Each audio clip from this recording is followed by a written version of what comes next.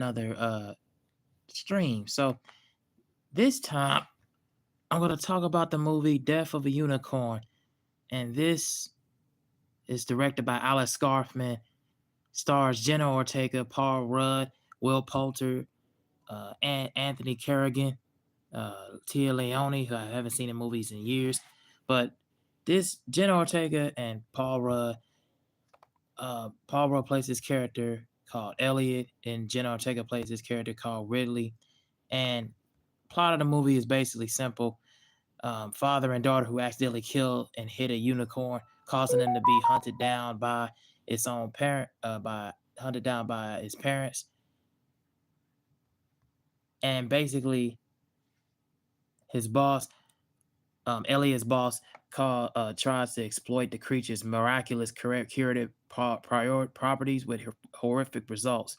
Yeah, just came out of the theater and saw this movie, man, and going into it, I didn't know what to expect. I wasn't even planning on going to see this movie today. I was planning on going to see something else, but actually, I was planning on going to see the Working Man, Jason Statham movie. But turns out when I was going talking about that, debating on what I was going to see, and another channel, a subscriber friend of mine, tell me to say, you know what, go ahead and see the other movie. And I say, you know what, I'm gonna decide to check this one out because I figured this might be interesting. It's a kind of interesting concept. So going into this movie, um, it basically has the horns, and going into the movie, like once Elliot and Ridley, they was driving, they was riding, they end up killing a unicorn, but it ends up turning out one of the horns that packed out of his head was parts of particles of you know molecular compounds of, like, magic that ends up keeping them alive and keeping them floating. So they're not actually, you can't actually kill them. They're not actually dead. They're actually still revitalizing and reviving because they have a source of power that keeps them enabled.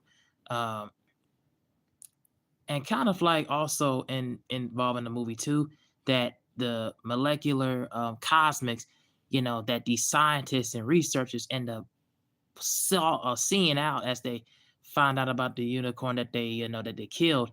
They end up going into the lab and doing some test runs on it, and it turns out that some of the particles that was you know puring the unicorns, it actually turns out that they end up healing naturally, end up healing faster than and respiratory than what most people expect.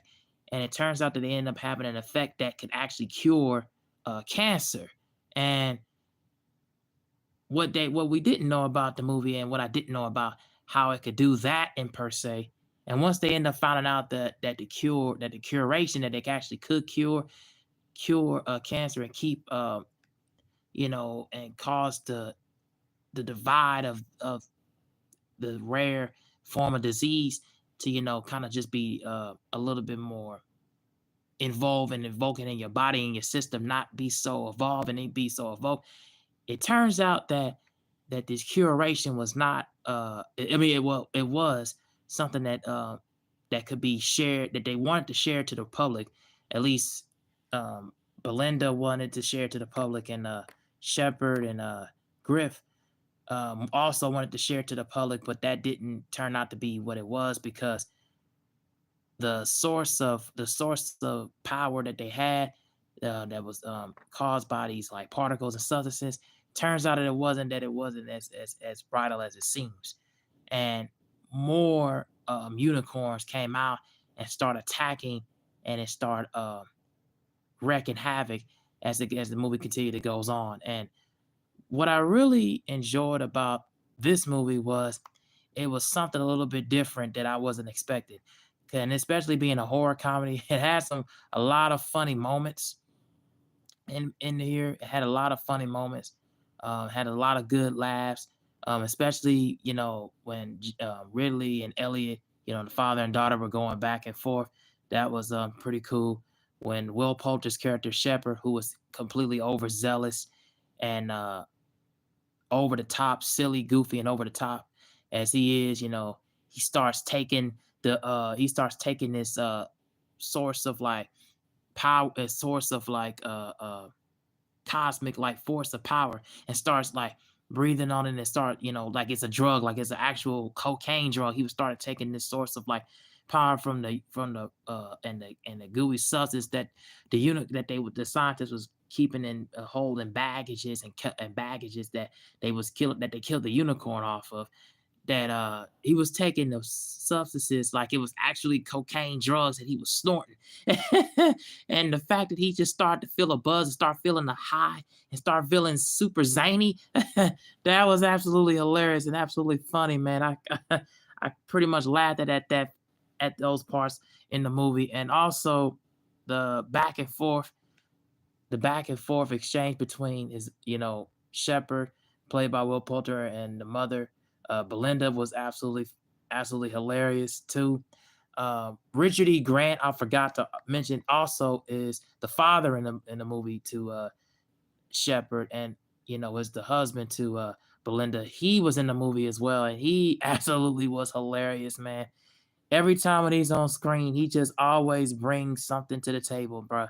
Like, and he's a well-known, really good actor, man. Over the years, he just brings something to the table, like often. And he just, not even just him. He was honest, he was raw, he was uncut, he was realistic, but at the same time, he just knew how to bring something to the table whenever it fold, when it's tenfold, man. Um, because he ends up having cancer. He ends up battling that throughout the entire movie. And once they find a curation that could actually solve, people that was hit, in the with this disease, and him and Vital and non really able and alien and non-stable condition like he was, he wanted once he was found that curation and he started to feel a whole lot better than and the parts of his body where he just starts to feel, fragile and not mobile and not walking around, not feeling like his normal self. Once the curation found from these unicorns starts to enable him, he wants to try to enable and share this with the government as well. He was the first one that wanted to share this to the world, but Ridley, and later on down in the movie, Elliot was wanted to go against that as well. Um, but he was the main one that was insisting. Um, Odell, excuse me, Odell was the main one that was insisting on sharing this cure that he found, you know, to the public, to the world, and he started making calls to news editors and the newspaper bureaus and everything, and that just didn't work out how he wanted to work out because there, like I said, was a whole bunch of unicorns, and once you kill one, you sort of kill one, and you feel like you done something when you try to get the cure from their bodies. The more unicorns start coming out and start wrecking it, man, and it was absolutely just on fire throughout the movie. So my pros and my cons. My biggest pros throughout the movie was the comedy. Uh, that was my biggest pro. The comedy was absolutely just on point, from everybody. Odell, Griff had a couple of lines played by Anthony Kerrigan. He had a couple of lines that was really good. Um, the father and daughter chemistry between Paul Rudd and Jenna Ortega, as really that was really nice. So those are the main two cons I would say. I mean, to me, two pros I would say for the movie. That really, if you once you go into it, you'll definitely like that part about it.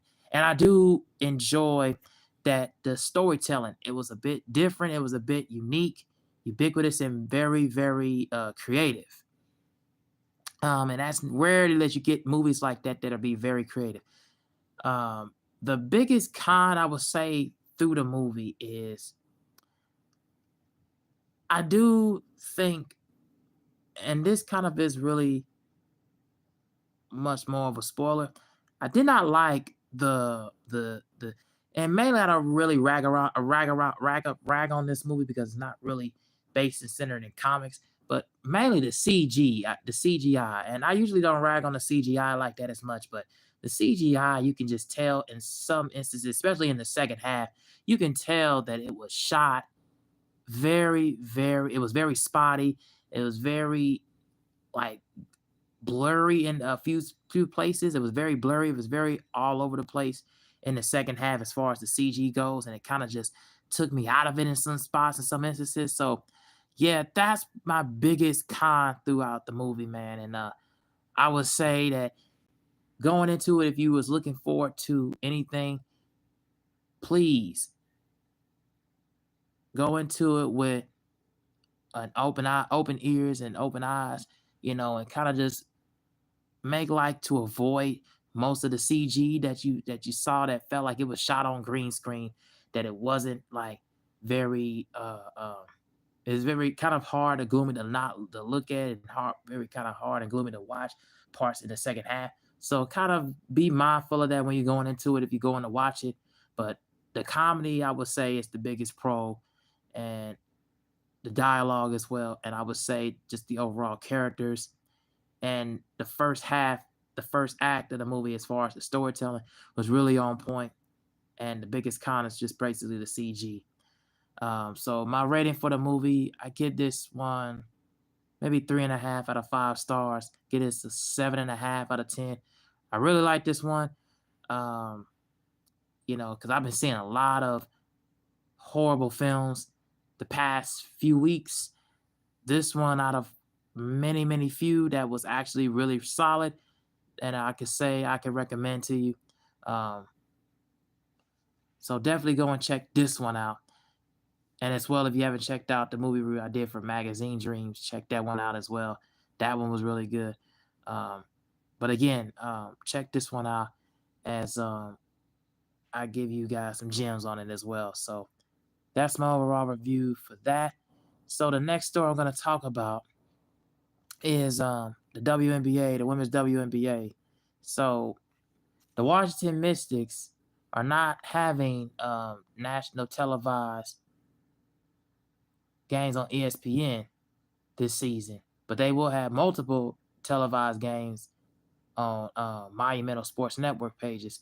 So the Washington Mystics 2025 regular season schedule has been out for some time. Last week we learned about the games that will be on nationally televised networks. So the stream games will be May 16th against Atlanta, May 23rd against Las Vegas,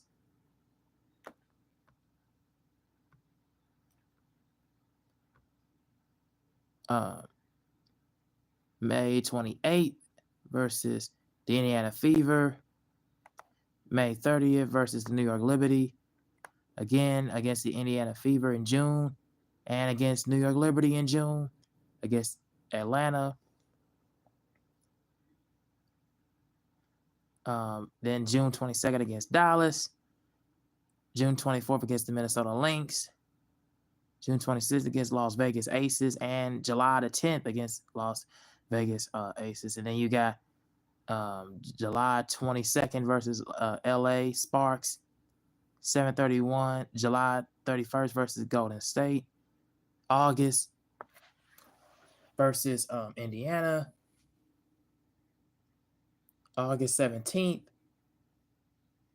versus LA Sparks, August 28th versus New York, September 4th versus Phoenix, September 7th versus Indiana, and September the 9th versus at New York, excuse me. So none of the Mystics regular season games will be televised on ESPN, ESPN2, or ABC. ESPN is the only streaming platform that typically simulcasts local crews. If the Mystics make the playoffs, their games will be on ESPN networks or ABC, and of course, the Mystics get additional star power. They could get flexed on ESPN and ABC as well. This doesn't happen as often in the WNBA as the NBA, but it isn't unheard of. Most games will be on Monumental Sports Network, regardless of whether they are on national television of some kind. So tell me what you guys think about that, of the Washington Mystics games not being on national televised networks, like ESPN, ESPN2, and ABC. And tell me what you guys think about that. So me, um, this is kind of just what's wrong to me. This is really what's wrong with, not even just women's basketball, just with the NBA as well. You're not putting the teams that, you know, are going to draw ratings. You're putting teams that are relatively known and relatively popular. But if you want us to know about your league and care about your sport, you got to put the teams on there that really, that really should be putting on on national televised outlets, national televised games, not on some other local cable network that nobody has even going to check out and nobody has even heard of. So my thing is that's just poor marketing and poor strategy by the WNBA in some instances, and similar to the NBA with their poor marketing and poor strategy overall on how they're going to push, the the under part or underdogs that are pushing put to progress the underdog story. They need to really, for the WNBA, they really need to push a lot of these teams that are underdogs that are like not really getting the recognition that they deserve. So I just don't like the fact that they are not on national televised games. That's just me, how I feel about it. So, but tell me what you guys think. That's gonna be very interesting to notice. Next up, I want to talk about next story. I want to talk about is something I was just reading. Uh, the hell, talking about this shit. Excuse my language. The hell. Oh, all right. Here he goes. All right. So the Eli Lilly drug that that I just read about. What in the world? Sorry about that. Um, the hell.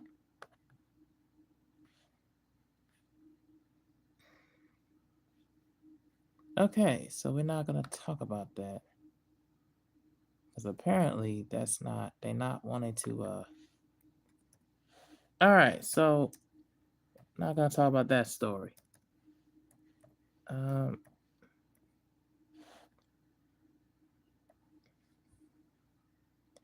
All right, I'm gonna talk to you guys about Power Book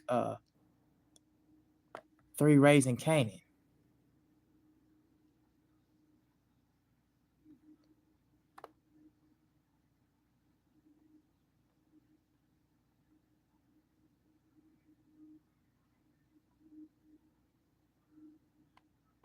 And this time we'll do a recap of episode 4, The Way We Were.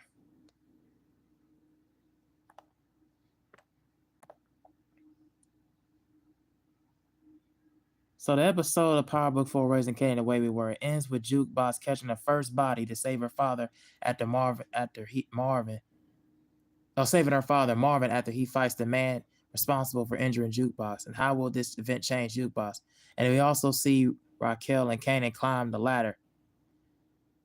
So yeah, we end up seeing in the beginning that Unique was talking with Early Tyler, you know, wanting to have make his presence feel known after being gone and after being allegedly dead, killed by, his brother Ronnie.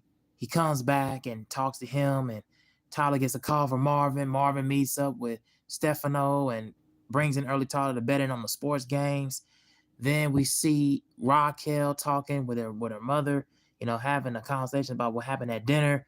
Then what happened at dinner didn't work because Raquel still feels some kind of way that her mother announced, kind of put out to the forefront about her having cancer, and that didn't sit well with Rock. She was like out of the blue, just like not even remotely even.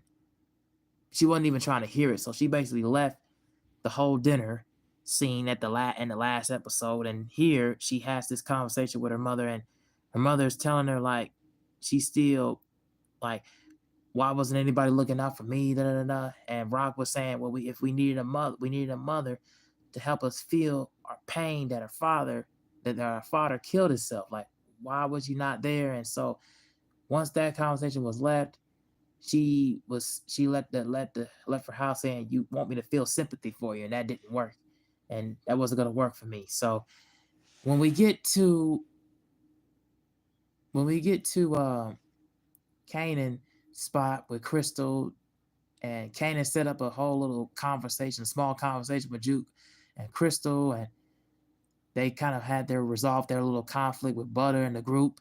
Then Juke um, gets back into acceptance in the college. She's taking college course classes after the military stuff didn't work for her. And so once we get into that part, we go into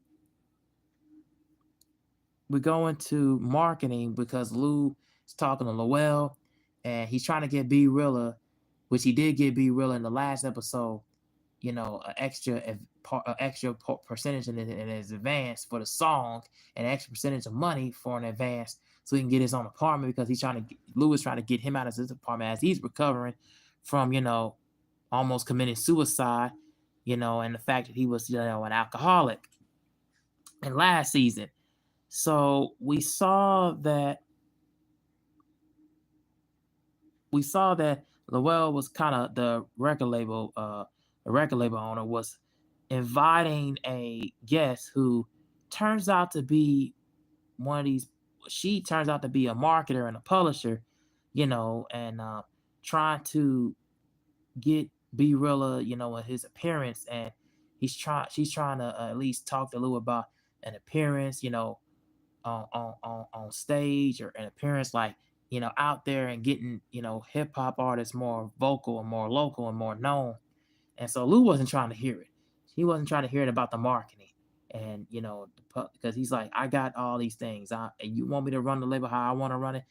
And Lowell was like, no, you got to hear me out, because I want to be real. It's not just be known for just a song or putting a song out, recording. I want him to be more known to the world and more global. And so that turns out to be where it was with that. And so we get into more of Rock's establishment and Rock spots getting shot up, like, because after what happened with Unique killing Sonny and Richard in the last episode, he goes and recruits one of Rock's former boys that used to work with her under her tutelage. He recruits one of her guys, and they end up taking out some of her operation and killing some of her guys. At this other shop at this other warehouse spot that she got going. Dealing and shipping coke products. Throughout this warehouse. So that's one of her spots. Unique is basically on a warpath, and he's going to sabotage anything of Rock's operation that he gets through. And so that was pretty much where we're at with that part. And so we get to later on. We get to later on. Uh, Rock and Marvin having a conversation about that she heard from her attorney Andreas, who's pretty much dead. If you hadn't seen the second episode, he's pretty much dead and gone. So they had a conversation like, "Oh, they seen you at the spot with Stefano and all that," and Marvin tried to make it seem like she wasn't there. Um,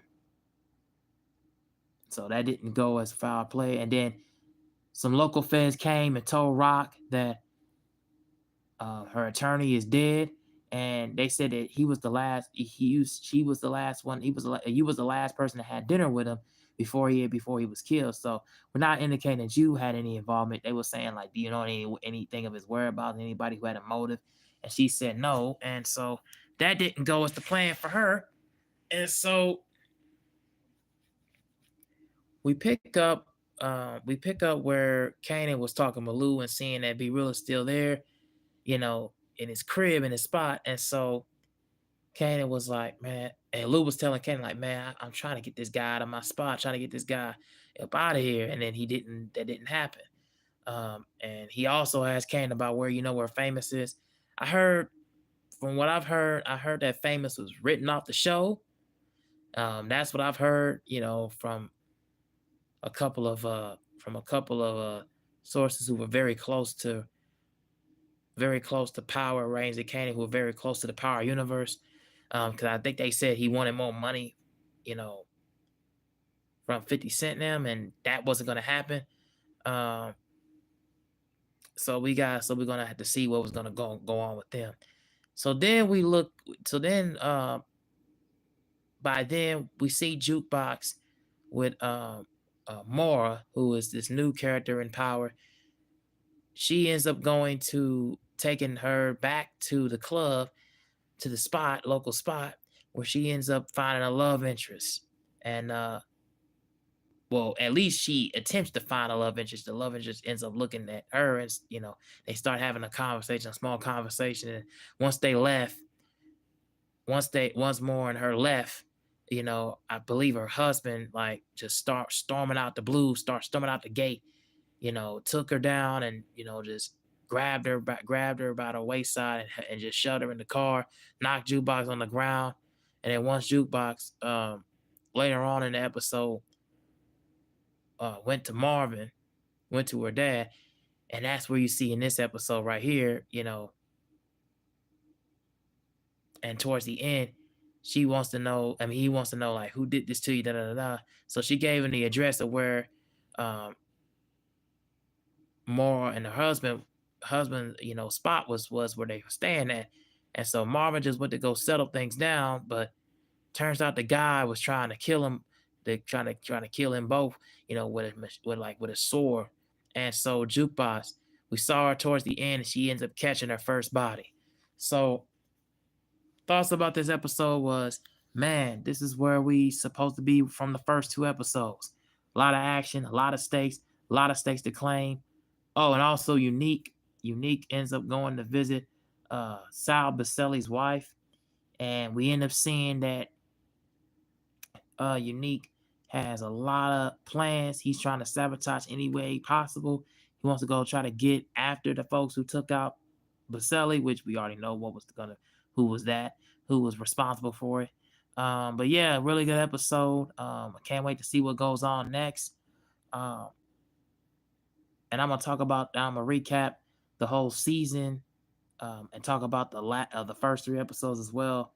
Um, we'll get towards the end when I'll talk about that a little bit more. But yeah, man, really good episode, and I can't wait to see what goes what comes out next.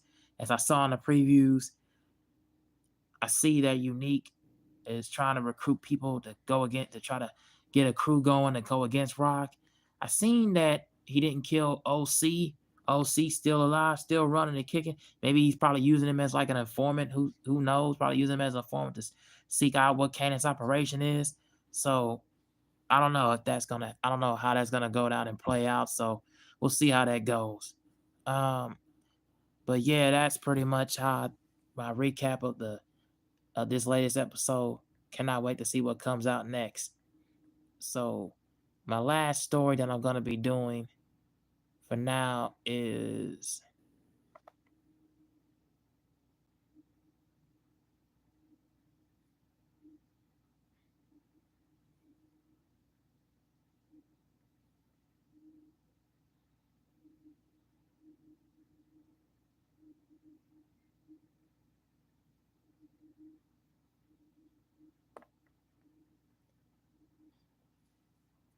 so the story I saw is on from Anthony Hopkins.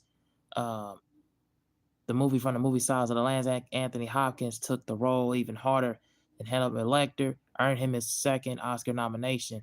It's fairly ironic that someone who embodies the gentleman etiquette like Anthony Hopkins reached the peak of his career by playing a cannibal. His performance as Hannibal Lecter in Silence of the Lambs is the kind that feels brand new every time you watch it, and it hasn't lost an ounce of extraterrestrial charm. Every choice he makes about Lecter is presently curated, with its individual elements combining to form an uncanny valley and effect amidst an opportunity. Was even missing humanity. Hopkins may have received numerous accolades for this role, but it wasn't most challenging depiction of someone by a tragic lack of humanity. The honor would go to Remains of a Day, which Hopkins gave a technically masterful performance in a scathing yet somber character study of a man who's divorced himself from everything he cares about. What is Remains of a Day about? Stevens Hopkins, the head butler of a Darlington Hall in pre-World War II, 1930s England, where he rigidly follows the code of and conduct of his profession to the letter. His entire identity is wrapped up in his devotion to life's calling, but he finds devotion in increasingly tested in different directions. And his boss, the Earl of Darlington, James Fox, has gotten all too crazy with the rising German Nazi Party, courting their approval through appeasement and an attempt to control their mounting power. Stevens knows that he is wrong, that this is wrong, but doesn't question it or push back due to his social position and his belief in what's expected of him. He also finds himself deeply attracted to Miss Kenton, Emma Thompson, a housekeeper who clearly replicates his feelings and intentionally provokes him, which he continues to demurely push away, considering too improper to acknowledge anything that he feels inside. And while little happens in terms of conventional dramatic plot, Remains of the Day derives its power to intimidate an exemption of the cost, burying what you would truly want in favor of and what you think you should need. Hawkins gives a small performance with big impact. Stephen's life, one of the great personal tragedies, committing a constant erasure of his individual identity for the sake of a philosophy that never cared about him. Anthony Hopkins' performance has a brutally and his refined demeanor, which he enforces a filter on every little gesture and emotion as he allows himself to have, and Atkins to wait, watching a pod person try to wake back up when it's already too late. Hawkins takes gently and respectably and turns them into 1,000 little paper cuts that bleed out of his soul. Since it lacks an overt demonstrability, and in its little micro expressions he has, it like how his lip curls when he smiles or the way a voice falters when he's caught off guard. The most effectively communicates the internal struggle that it forces upon himself. Hawkins has always been a master of using rhythm and diction to speak between the lines of dialogue. Even in his 80s, when he won his shockingly second Oscar, his speech patterns and eyes are often the only way you can get in real insight into what's really going on in Stephen's head. And it's a meticulous and shorn down performance that asks Hopkins to resay in front of their eyes an embarrassment he doesn't deserve, leaving you yearning to hug him and tell him to finally live his life.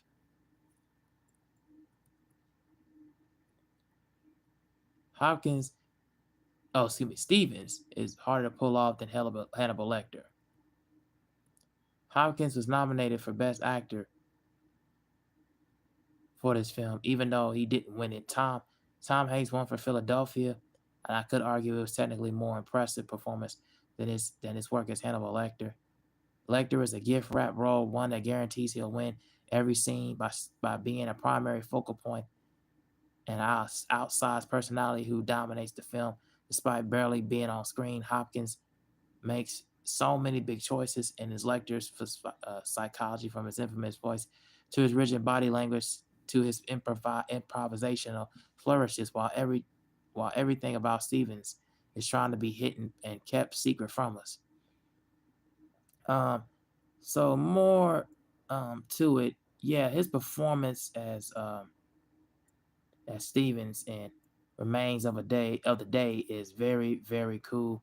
Um, I finally had a chance to watch that movie a couple years ago, and boy, that movie was absolutely phenomenal. Very good, tragic, and just you know, outstanding performance as the head butler of Darlington Hall. Man, he really took that role down to the forefront, man, and he did his thing. So, um, and I'm glad I read this story as well. Read this article from Collider.